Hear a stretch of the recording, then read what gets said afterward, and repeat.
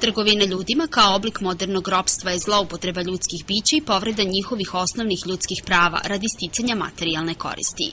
Danas postoje brojni oblici trgovine ljudima, a stalno se pronalaze novi, nehumaniji, brutalniji i svirepiji i sa još težim posledicama po žrtve i zajednicu. Najpoznatiji oblik trgovine ljudima je seksualna eksploatacija. Mnogim žrtvama se trguje radi prinudnog rada, služenja u kući, prosijačenja ili trgovine organima.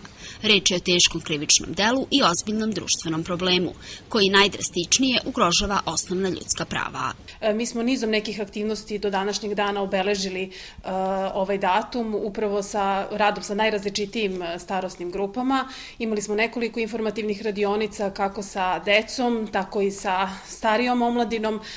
Najvažnije je prosto da se što više ljudi informiše o ovome problemu. U gradskoj organizaciji Crvenog krsta napominju da su žrtve trgovine ljudima najčešće osobe koje su u društvu najranjivije. Gotovo uvek potiču iz okruženja u kojima su njihova prava i pre uvlačenja u lanac trgovine ljudima bila ugrožena siromaštvom i nefunkcionalnom porodicom, što ih čini lakim plenom trgovaca ljudima. Najznačajnije jeste pomenuti da radimo sa najranjivijim grupama, zato što trgovci zaista kada krenu u tu priču, oni zloupotrebljavaju želju ljudi da žive bolje i upravo sa tim najranjivijim grupama kao što su deca, mladi sa smetnjama u razvoju, ljudi koji su ostali bez posla, želimo da skrenemo pažnju, da se što više informišu i da ne nasedaju, da kažemo tako lako na sve što vide i pročitaju.